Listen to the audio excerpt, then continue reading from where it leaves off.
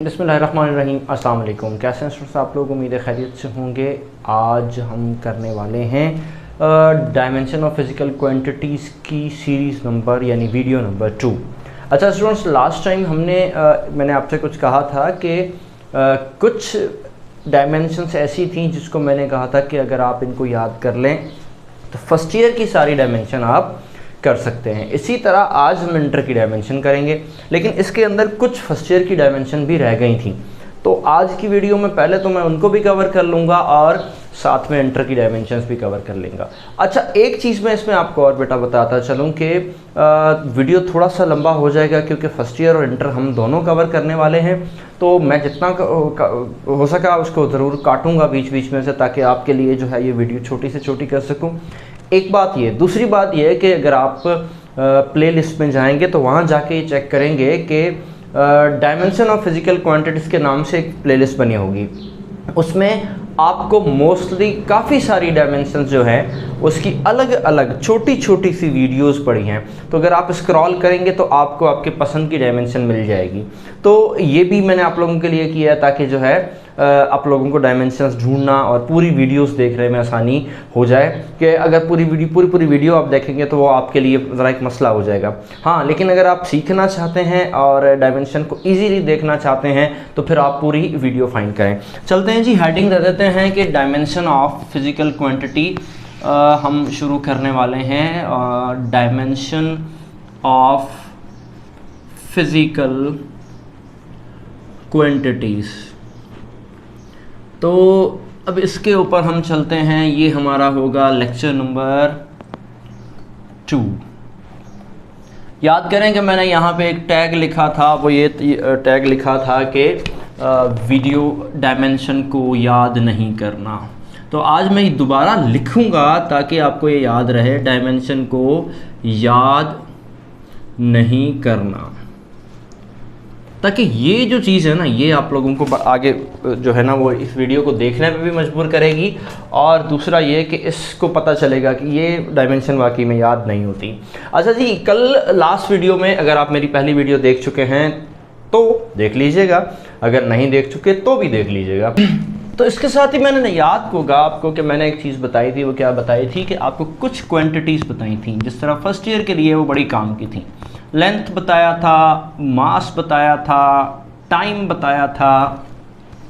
इसके साथ मैंने आपको एरिया का कहा था, मैंने वॉल्यूम का कहा था, मैंने स्पीड यानी वेलोसिटी का हम पढ़ चुके थे, और आखिरी जो थी वो थी एक्सेलरेशन। मैंने कहा था कि अगर ये 7 क्वांटिटीज़ अगर आप याद कर लेते हो तो बस फिर फार्मूला आपको पता होना चाहिए। फर्स्ट ईयर की सारी क्वांटिटीज़ आप याद कर सकते हो, ठीक है, सॉल्व कर सकते हो। अब चलते हैं, मैं फटाफट लिख लेता हूँ। इसकी थी एल, इसकी थी एम, इसका था टाइम, इसका था एल का स्क्वायर, इसका था एल का क्यूब, इसका था एल टी माइनस 1 और इसका था एल टी माइनस का 2। तो भाई ये तो थी वो वाली डायमेंशन जो कि फाइंड करनी थी। आज इसके साथ साथ हम कॉलम्स बढ़ाते रहेंगे और साथ साथ कुछ चीज़ें मज़ीद करते रहेंगे। एक चीज़ मैं अभी से लिख देता हूँ। वो हमारे पास क्या है जी? वो हमारे पास एक करंट की जो डायमेंशन होती है वो क्या होती है? करंट फंडामेंटल क्वांटिटी है ये। करंट की डायमेंशन हमारे पास ए होती है। इसी के साथ एक और डायमेंशन है जी जिसे कहते हैं टेम्परेचर। किसी जगह पे टेम्परेचर को के के साथ लिखा जाता है और कहीं पर डायमेंशन इसकी क्यू के साथ लिखी जाती है। तो दोनों चलेंगे, हम भी दोनों करेंगे ताकि हमें पता चल जाए कि हाँ जी ये दोनों ठीक है। चलें जी स्टूडेंट्स, अब 1 बाय 1 हम डायमेंशन लिख लेता हूँ मैं फटाफट पहले बोर्ड पर, ताकि फिर आपको ज़्यादा टाइम ना लगे। तो 1 बाय 1 मैं क्वांटिटीज़ लिखता रहता हूँ, आपको सॉल्व कराता रहता हूँ, लेकिन मैथडोलॉजी में यहाँ से बाहर नहीं निकलनी। अगर कोई ऐसी क्वांटिटी होगी जो कि यहाँ ऐड करनी पड़ेगी मैं वो करूँगा, लेकिन मैंने 1 बाय 1 फार्मूला टू फार्मूला करवानी है।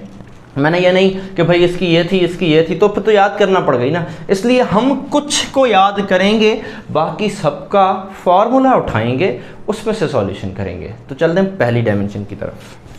तो ओके स्टूडेंट्स, आज पहले हम एक चीज़ मैं आपको बताता चलूँ कि आपको याद होगा कि ये वाली जो डायमेंशन है ना, ये वाली वेलोसिटी ग्रेडियंट मैंने पहले लेक्चर में डिफाइन कर रखी थी। लेकिन इसका थोड़ा सा हमें ज़रूरत पड़ गई, तो इस वजह से हम इसमें डिफ़ाइन करने जा रहे हैं। तो अभी देखते हैं कि आपको वेलोसिटी ग्रेडियंट दोबारा मैं समझा देता हूँ। देखो जी, वेलोसिटी ग्रेडियंट की डायमेंशन हमारे पास क्या है, मैंने क्या कहा था, यहाँ से नहीं निकलना, तो नहीं निकलते, ठीक है। वेलोसिटी की डायमेंशन कहाँ है, या ये रही मेरे पास, ये रही, तो मैं यहाँ पे लिख देता हूँ कि इसकी डायमेंशन हो गई lt-1 और डिस्टेंस की डायमेंशन l, ये दोनों कैंसिल हो गए, तो ये बन जाएगा m का पावर 0, ये बताया था ना मैंने आपको, m का पावर 0, l का पावर 0, t का पावर -1। एक बात और भी याद रखना कि ये वेलोसिटी ग्रेडियंट की डायमेंशन फ्रीक्वेंसी की डायमेंशन के साथ मिलती है, तो ये आपको याद करना पड़ेगा। अच्छा, अब ये एक कोफिशिएंट ऑफ विस्कोसिटी का एक नई डायमेंशन आई है, तो मैंने क्या करना है, इसको सॉल्व करना है। इसको सॉल्व करने के लिए मैं क्या करूँगा, मेरे पास है फोर्स यानी ma, मेरे पास है एरिया यानी l स्क्वायर, फिर मैंने t लिख दिया l स्क्वायर, ठीक है। मेरे पास है विस्कोसिटी ग्रेडियंट। अब मेरी मर्ज़ी है कि मैं विस्कोसिटी ग्रेडियंट की डायमेंशन लिखता हूँ या मैं क्या करता हूँ, इसका फार्मूला लिखता हूँ। तो बेहतर ये है कि मैंने आज जो आपसे कहा है ना कि आपने इसका फार्मूला लिखना है, और वेलोसिटी ग्रेडियंट का क्या है, वेलोसिटी डिवाइडेड बाय लेंथ।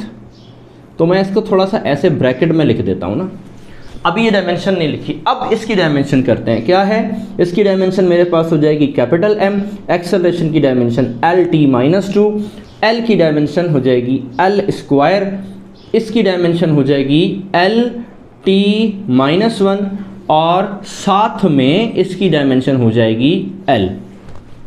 ये मेरे पास m, एक्सेलरेशन, लेंथ और ये आ गया, ठीक हो गया। चलो ऐसा करते हैं, इसको तो कैंसिल कर देते हैं, ये तो यही निपट गया। अच्छा, ये एक था, ये दो हैं, एक निपटा देते हैं, बाकी बचेगा मेरे पास m, l यहाँ से ऊपर जाएगा तो l का पावर -1, t पहले से है तो t का पावर -2। तो भाई ये आ गई मेरे पास कोएफिशिएंट ऑफ विस्कोसिटी की डायमेंशन। चलें जी, अब नेक्स्ट डायमेंशन देख लेते हैं जी। तो हमारे पास एक और डायमेंशन आ चुकी है, वो हमारे पास है मोमेंट ऑफ फोर्स की यानी मोमेंट ऑफ कपल की। ये भी फर्स्ट ईयर से रिलेटेड है ज़्यादातर। देखते हैं क्या होता है, इससे बाहर नहीं निकलना, इससे बाहर नहीं निकलना, तो ये हो जाएगा ma मल्टीप्लाई बाय ये डिस्टेंस हो जाएगा l या r या s या d, कुछ भी।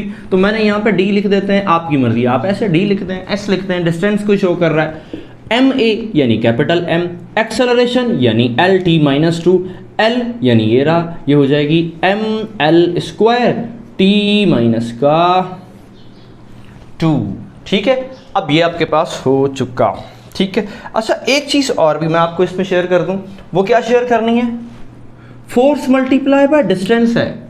इसका मतलब वर्क की भी तो डायमेंशन यही है, इसका मतलब एनर्जी की भी तो डायमेंशन यही है, इसका मतलब काइनेटिक एनर्जी की भी तो डायमेंशन यही है, इसका मतलब पोटेंशियल एनर्जी की भी तो डायमेंशन यही है, इसका मतलब mc स्क्वायर की भी तो डायमेंशन यही है, इसका मतलब हीट की भी डायमेंशन यही है।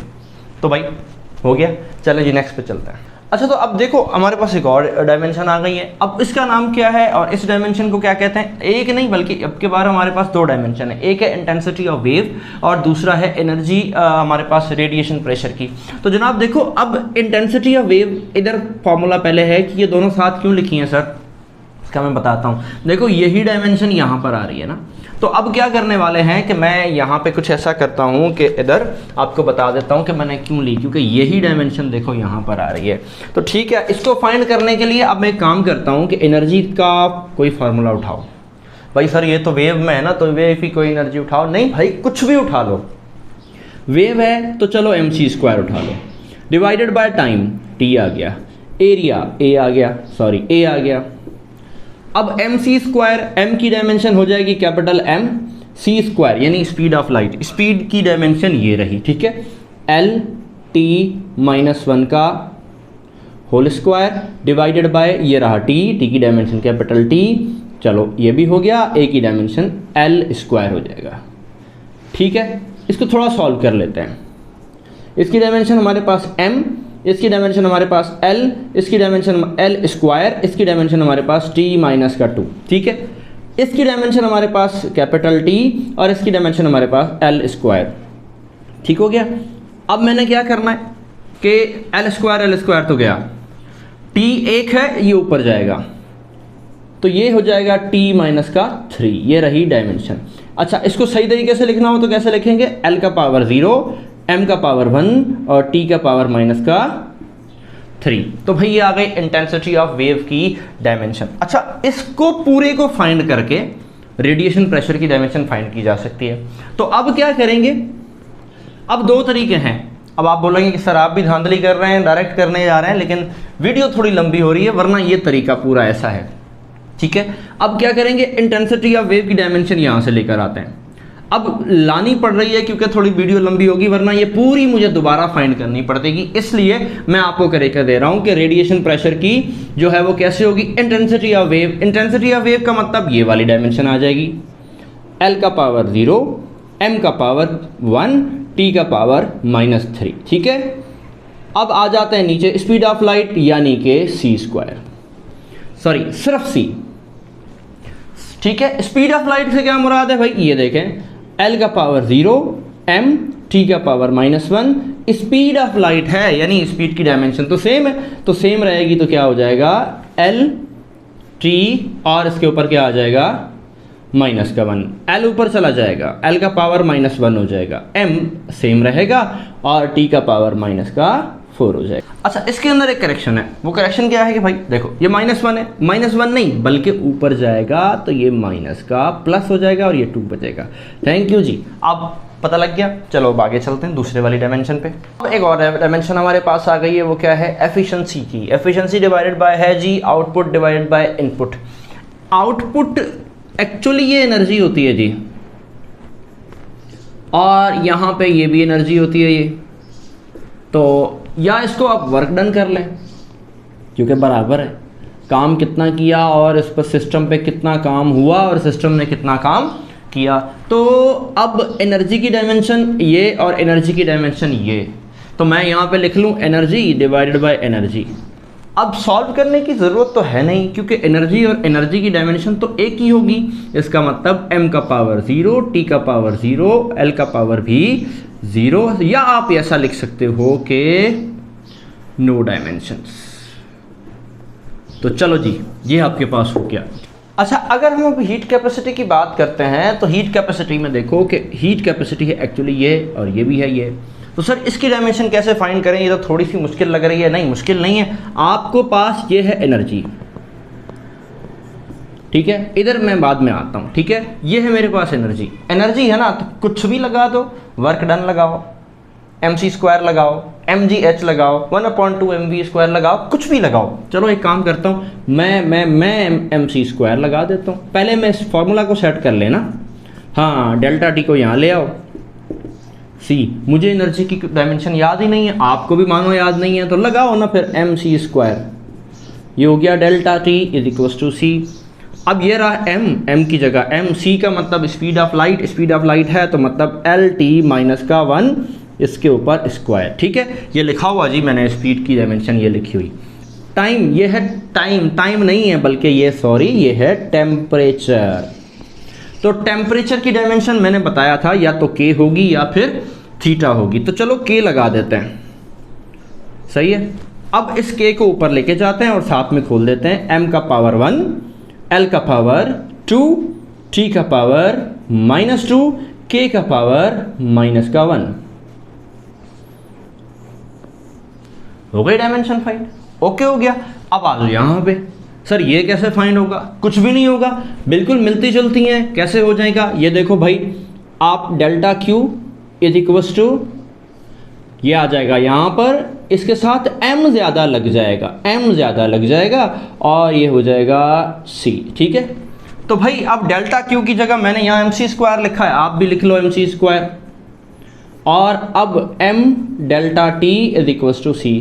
तो अब जल्दी चलते हैं, mc² की डायमेंशन पूरी ये है, ठीक है, कौन सी, ये ऊपर वाली ना, कि m l² t -2, ये मैं थोड़ा सा तेज चला गया, कैपिटल M, टेम्परेचर की डायमेंशन k, m कैंसिल हो जाएगा, ये बचेगा m का पावर 0, l का पावर 2, t का पावर -2, k का पावर -1, ये हो गई स्पेसिफिक हीट कैपेसिटी की डायमेंशन, ठीक है जी, चलते हैं नेक्स्ट क्वांटिटी पे। ओके, तो नेक्स्ट हमारे पास जो डायमेंशन है वो क्या है, लेटेंट हीट। लेटेंट हीट का मतलब heat energy divided by mass. अब हीट एनर्जी कई डायमेंशन, एक बात याद रखनी है, बस ये एनर्जी याद रख लो। अब एनर्जी की डायमेंशन वर्क है, mgh भी है, mc² भी है, लगाओ कुछ भी लगाओ, चलो mc² ही लगाना है हमने, ठीक है ना। डिवाइडेड बाय आपके पास आ जाएगा m तो अभी से कैंसिल कर दो, बाकी बचेगा LT-1 का होल स्क्वायर, ये हो जाएगा L², t का पावर -2, साथ में m लगा दो, m का पावर 0 हम पे लगाते हैं क्योंकि हमारा एक पैटर्न है ना डायमेंशन का, तो इसलिए हमने इसको लगाना है। ठीक हो गया जी। अच्छा, साथ में हो सकता है ये हीट वगैरह का है ना, तो ऐसा कोई k वगैरह का ऑप्शन में भी कंफ्यूजन दे दें तो k के ऊपर कोई पावर नहीं होगा, 0 ही होगा, तो ये आपके पास लेटेंट हीट की डायमेंशन हो गई। स्टूडेंट्स, एक और डायमेंशन हमारे पास है जिसे कहते हैं थर्मल कंडक्टिविटी। तो अब थर्मल कंडक्टिविटी की बात करते हैं। भाई ये रही हीट एनर्जी, तो हीट एनर्जी का तो पता है कि हीट एनर्जी का मतलब कुछ भी लगाओ, चलो इस बार mgh लगा लो, बात तो एक ही है, कुछ फर्क नहीं पड़ता। थिकनेस की मतलब है L, चलो इसको भी लगा देते हैं, फिलहाल इसकी जगह T लिख देते हैं क्योंकि बाद में करते हैं, ठीक है। चलें जी, एरिया का मतलब L², ठीक है। टेम्परेचर का है जी कैपिटल T, टाइम का है जी स्मॉल t, इसकी जगह क्या लिखें, इसकी जगह d लिख देते हैं, मतलब लेंथ पता लगे, ठीक है। हाँ जी, m की डायमेंशन होती है कैपिटल M, g की डायमेंशन एक्सेलरेशन है LT-2, h की डायमेंशन L, d की डायमेंशन भी L। आ जाओ नीचे, यहाँ पे आ गया L² की डायमेंशन L², इसकी डायमेंशन ये आपके पास टेम्परेचर है यानी केल्विन, ये आपके पास क्या है, टाइम है, इसका मतलब इसकी डायमेंशन कैपिटल T। अच्छा जी, इसके अंदर मल्टीप्लाई नहीं लगाते हैं तो इसको हम ब्रैकेट्स में बंद कर देते हैं, सही हो गया। हाँ, अब भाई यहाँ ये रहा L², ये रहा L² गया, इसका तो काम खत्म हो गया। बाकी ये T है, ये T कौन सा है, टाइम वाला T है, ये केल्विन है, तो काम करते हैं m का पावर 1, L का पावर 1, T का पावर 3 और K का पावर भी 1 हो गई। अब आ गए हम अल्लाह करके इंटर पे, और इंटर की डायमेंशन हम पहली कर रहे हैं। हाँ, हीट भी खैर इंटर में ही है, ले फर्स्ट ईयर एसएन बोर्ड में, हाँ, मगर जो है केपीके में या पंजाब बोर्ड में जो है, ये दूसरी बुक्स में जो है उसमें किसी में इंटर में भी लिखा हुआ है। तो एक्चुअली अब ये बच्चे जो केपीके वाले हैं या जो दूसरे हैं, ये कहेंगे कि हाँ जी अब इंटर शुरू हुआ है। हाँ जी, अभी इंटर शुरू हुआ है। इलेक्ट्रिक पोटेंशियल है और इलेक्ट्रोमोटिव फोर्स है, इन दोनों की डायमेंशन फाइंड करने जानी है। तो क्या करें, ये रहा वर्क, ये रहा चार्ज, ये फार्मूला है इसका। तो क्या करें, वर्क डन की जगह आपने वही वाली डायमेंशन लिखनी है जो वर्क की है, इलेक्ट्रिक के लिए चेंज नहीं हुआ। तो सर कौन सा फार्मूला है वो हम कुछ भी लिख सकते हैं, mgh कर लें, fd कर लें, कुछ भी कर लें, चलें fd कर लेते हैं, वर्क सादा सा, हाँ गरीब सा।